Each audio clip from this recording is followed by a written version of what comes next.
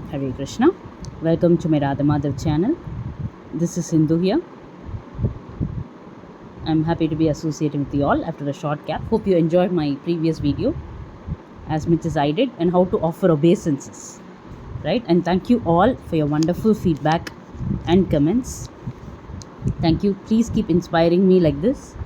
So today I've come up with yet another beautiful topic, as you can see in the image.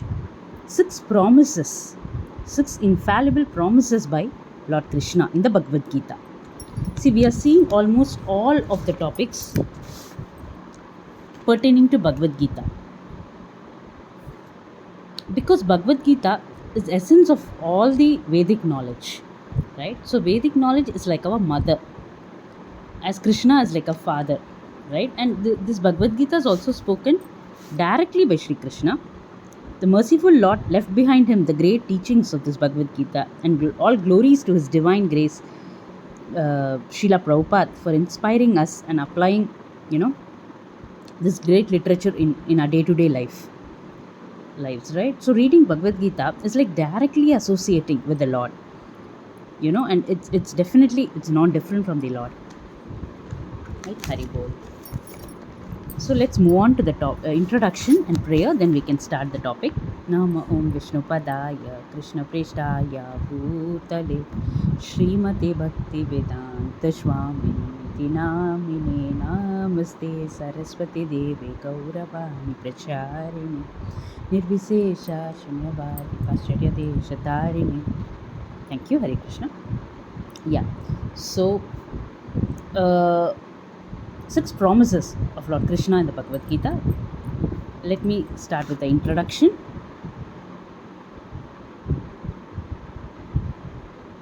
In the Bhagavad Gita, Sri Krishna reassures his devotees several times, encouraging them to continue to keep walking on the path of bhakti and not be afraid of anything. Whoever surrenders to him and to lead a virtuous life as a children of the Lord, there are certain things that we are entitled to, things that no man or even demigod for that matter can ever take away from us. As children and devotees of Krishna, he makes promises to us. He makes offers that we can't refuse.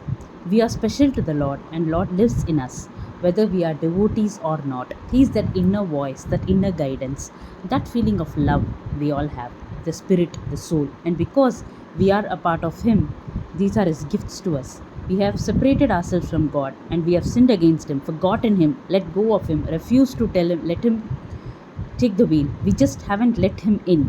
Yet he continues to shower his blessings and mercy on us. He is the only one who knows absolutely everything that we have done, and yet still loves us unconditionally. He never says, do this for me and only then I will love you. He is above all that. He loves us no matter what.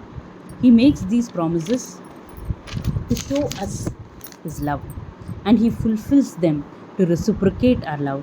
So my dear friends and devotees, now we need to think what is required from our side to earn these promises, to receive these promises with love that the Lord is showing us through his unconditional love. So let's move on. The 6 promises. What are those 6 promises? The number 1 promise is a protection.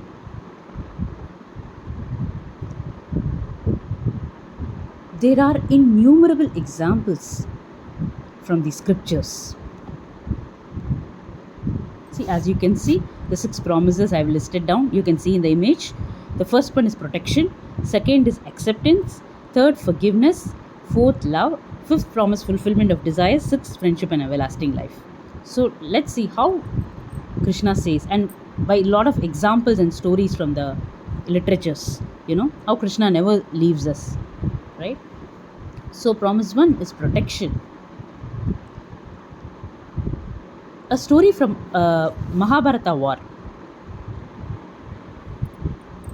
During the war between the Pandavas and the Kauravas, Lord Krishna took the decision not to fight from any side or lift any type of arms. But Sri Krishna, he had to break his promise. Why? For his devotees. See, Duryodhana once incited Bhishma that he was not fighting to his best of the ability, and as the Pandavas were his lovely grandchildren, Bhishma got very disturbed on this charge and made a declaration that the next day he would kill all the Pandavas. Bhishma also made another commitment that he would kill Arjuna that day or he would end up giving his life. Bhishma fought very fiercely in the fight. Arjuna's chariot got broken, and at that time Arjuna became completely unarmed and helpless. At that time Sri Krishna took up the chariot wheel and went straight to Bhishma so that he could save Arjuna. At seeing Lord Krishna coming towards him, Bhishma happily threw his weapons away, and hence he saved two of his great devotees, Arjuna and Bhishma, from perishing. So in this way Krishna could break his promise, but he would never break his devotees' promise. So anyone who has resorted himself or submitted himself to Sri Krishna will never be destroyed and will always be protected. And a second story, Queen Draupadi. It's a very, very, very famous story. I'm sure we all know this. We should have definitely come across this. Queen Draupadi was humiliated by the Kauravas. She was treated as an object of gamble. She was treated as an object in a gamble. They made her stand in the middle of the room and held the corner of a sari and began to pull on it, unwrapping her dress. So she cried out for help, but to no avail. She waited and she tried to cover herself up with her arms, fighting against the strong men's arms and their lustful eyes. Finally, she surrendered to Sri Krishna. She stopped fighting. She stopped trying to cover herself with her arms. Her sari never ended. So they kept pulling at it, and Krishna, what he did, he kept adding yards and yards of clothes, protecting his dear devotee. Hari Bol. And the third story under this protection thing, the Govardhan Hill pastime. You all remember this Govardhan Hill pastime? Krishna lifted the Govardhan Hill above all the inhabitants of Vrindavan and protected them from the torrential rains for 7 days and from the downpour of all those miseries. Now imagine the elderly people of Vraja, what they did, Nanda Maharaj, and they were all planning for a puja of Lord Indra, Sri Krishna. What happened? Then Krishna, as a child, then questioned them as why they were doing it. Nanda Maharaj explained to Krishna that this was done every year to please Lord Indra, so that he continued to grace the people of Vraj by providing the rains. But what little Krishna did, he debated that they should only be doing their duty and karmas to the best of their abilities and not to do all these sacrifices or austerities, everything. So finally convinced by Krishna, the villagers did not perform the puja. So furious with the inhabitants of Vraj for listening to the little child Krishna and worshipping the Govardhan Hill instead of him, Indra, the king of heaven, decided to punish them by sending terrible rain clouds to flood, the land of Vrindavana. Then Krishna could understand the situation, and they all approached Lord Krishna for help. And he lifted up the entire Govardhan Hill at once with his left hand. We all know this story, right? At 7 years, how he lifted it with ease with the last finger. He held up like an umbrella. And later the false pride of Indra was shattered to pieces, and he came to Krishna with folded hands and prayed for forgiveness. Now, the Lord is willing to protect even Ravana, a demon. Why doubt that he will not protect his own devotee? And remember this Prahlad Maharaj story, one of the greatest devotees of all time, to the Narsingha Deva, right, who protected Prahlad Maharaj. To that Narsingha Deva, I offer my respectful obeisances, who is here, there and everywhere, outside and within our hearts as well. And how the Lord appeared out of the pillar to protect his devotee Prahlad. So Sri Vishnu emerged from the pillar in the avatar of Narsimha, half human, half lion. The tortures of Hiranyakashipu to his son Prahlad. Hope you all remember this. Such a lovely pastime from Bhagavatam, right? So complete surrender, complete trust. Trust that Krishna will protect us and he is our only source of protection. We must seek his shelter. So what is this surrender? Radhanath Swami Maharaj says that surrender is a positive gesture that says, I am yours. Hari Bol. So let's move on to the second promise by Krishna in the Bhagavad Gita, acceptance. We all know this.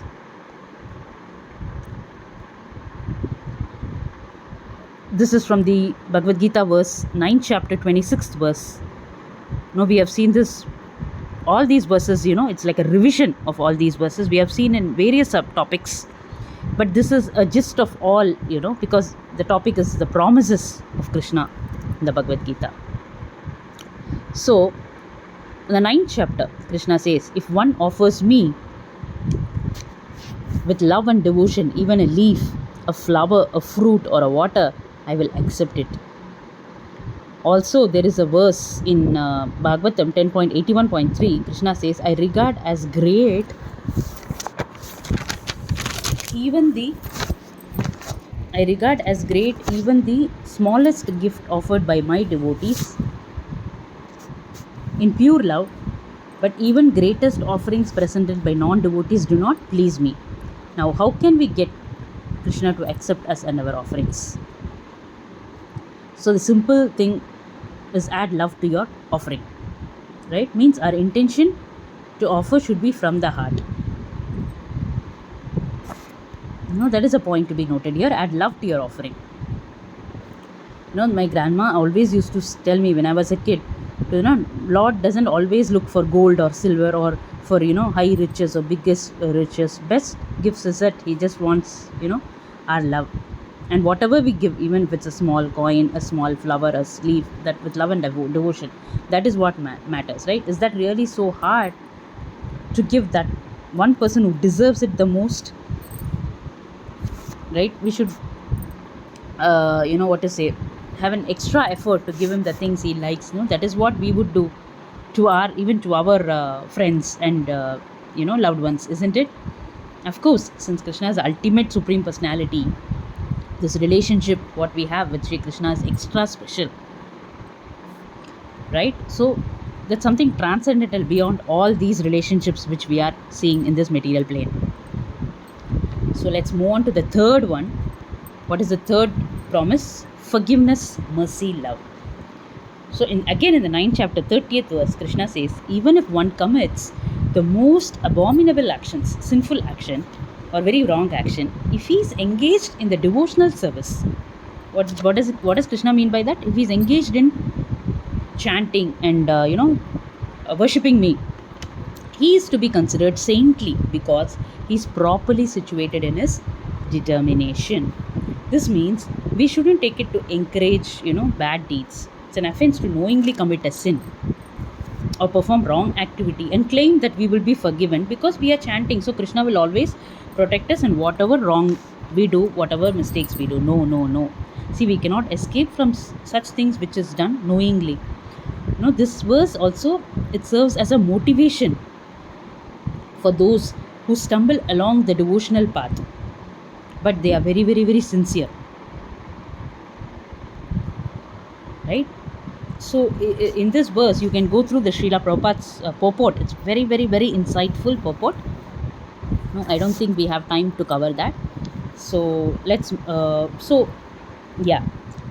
So if a devotee takes to Krishna consciousness very seriously and sincerely, but if he falls down due to some reason, Krishna never forgets that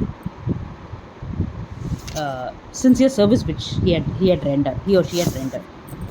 So if we have pleased him or his devotee, Krishna will never forget that, and he will give us the chance again and again, maybe in this birth itself or in the future birth, right? So I'm sure most of the devotees should be having this experience. So it depends on us whether we use our free will to surrender to the Lord or we surrender to the material desires. But once we establish the relationship, he will never let us go. Example, there was once a devotee who left Krishna consciousness and he wanted to settle down and enjoy this material life. So he flew to another country, and as soon as he came out of the airport, one devotee came and asked him to buy a book. He just ignored it and thought to himself, why is Krishna doing like this? So when he entered his hotel room, he was thinking, what is the reason? Why? Because I'm ignoring, but still something is going on, coming. So when he entered his hotel room and switched on some TV, some news channel, he saw the devotees chanting blissfully Lord Hari's names. So whatever he did, wherever he went, somehow or other Krishna kept reminding him of his transcendental life which he had given up, and he went for something else.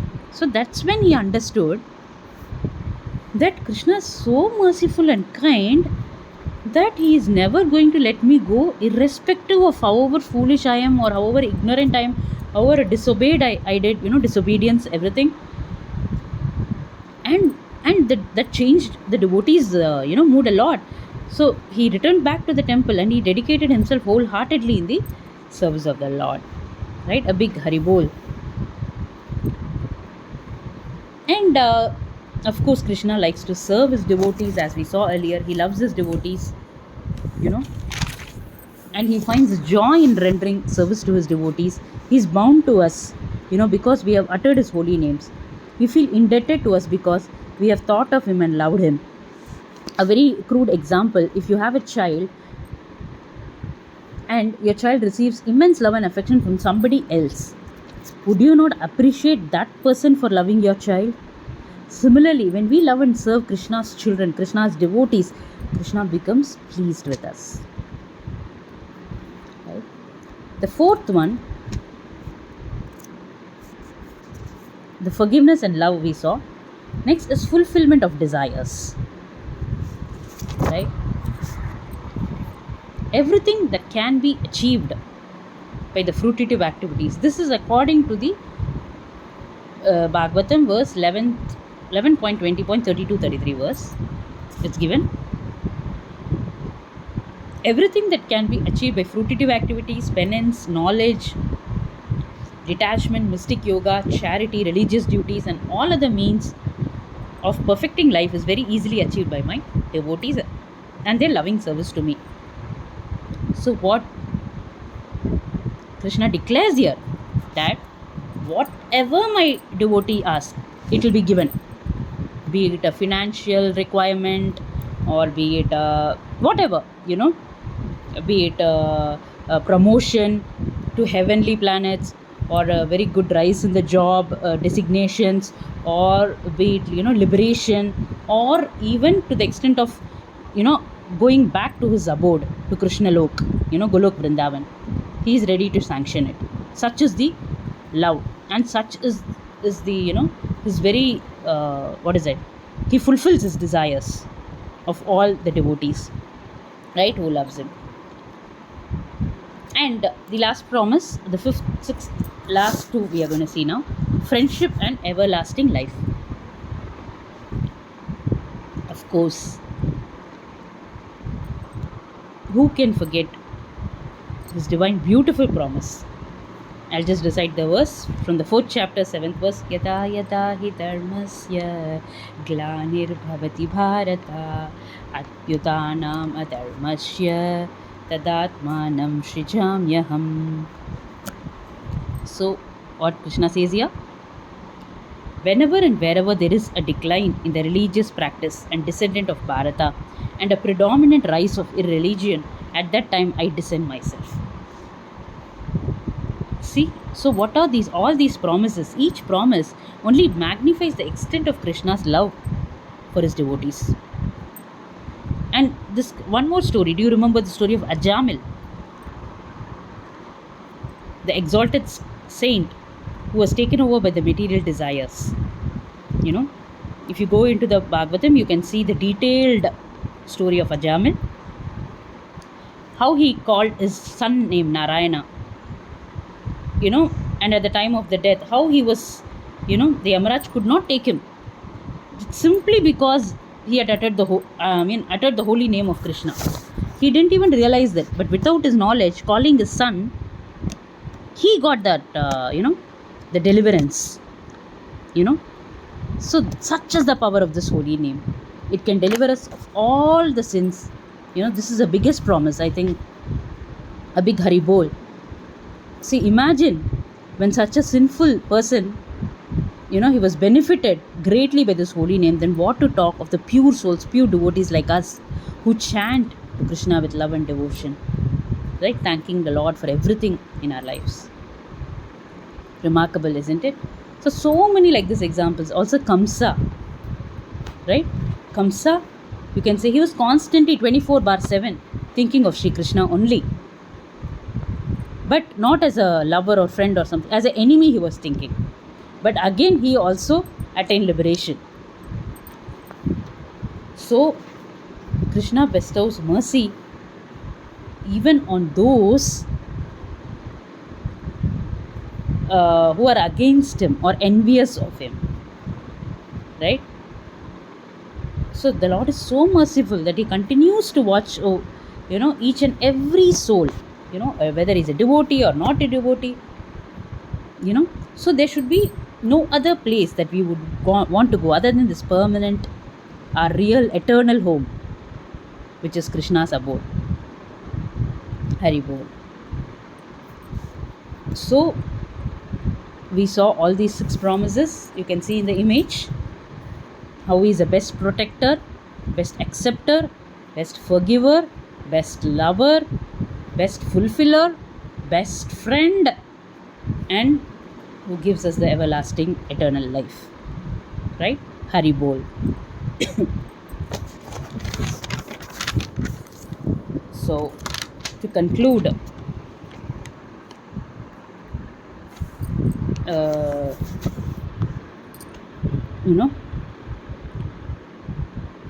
Lord Krishna as a Supreme Father promises that he will never forsake his surrendered children.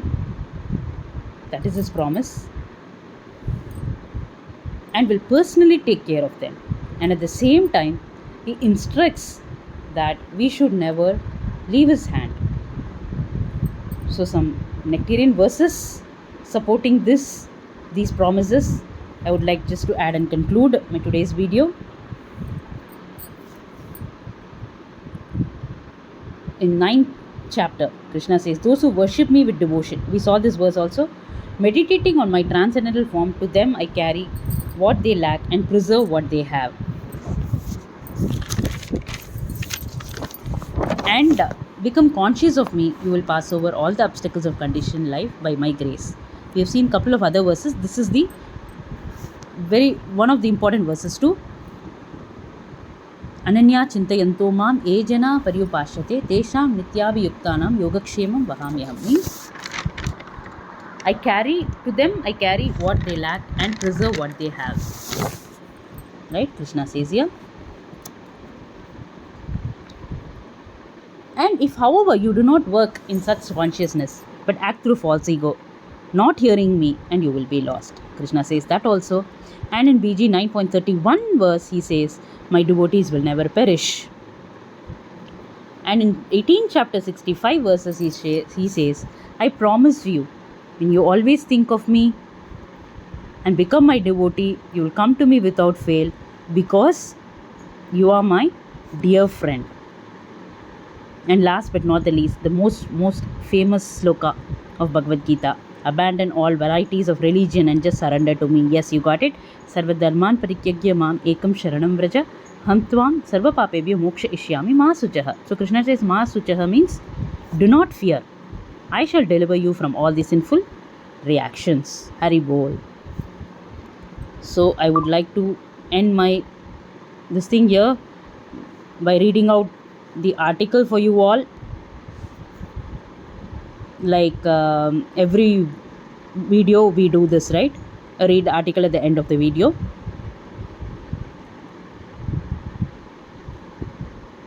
So it's easy to love Krishna, right? Isn't it what we saw, the promises Krishna made to us, and what are the 6 promises, and how we can reciprocate to Krishna from our side. I'll just quickly read out this to you and we can wind up for today. Everyone wants to love someone and be loved by someone. Everyone is very eager to satisfy the dormant tendency to love others. One can satisfy this propensity for loving others simply by directing their love towards Krishna, because Krishna can perfectly reciprocate one's love in different relationships. Basically, one can share loving relationship with Krishna as follows. What a beautiful picture of Yashodama and Krishna, isn't it? One can love Krishna as the supreme unknown, as the supreme master, the supreme friend, the supreme child, the supreme lover. These are the 5 basic love mellows, rasas. For example, in Vrindavana, Krishna is loved as a child by Yashoda and Devaki. He is accepted as a friend by Shubal, Sridama, etc. This is another beautiful picture of best friendship, Sudama and Shri Krishna. All in all, if one simply reposes his dormant, loving propensity in Krishna, then his life becomes successful. This can be realized by practical application. One can directly perceive the effects that love for Krishna has on his life. Jai Hari Bol. Okay, so hope you enjoyed this video as much as I did. So I'm sure it's a great, some takeaway for each one of you, and I'm so happy with your valuable feedback. Thank you all. Catch you all with another beautiful motivational video. Until then, Mancha Kalpatarubhyascha Kripa Sindhubhyaivacha Patitanam Pavanebhyo Vaishnavebhyo Namo Namaha. Anantakuti Vaishnavrinda ki Jai. Jagat Guru Srila Prabhupada ki Jai. Thank you. Hare Krishna.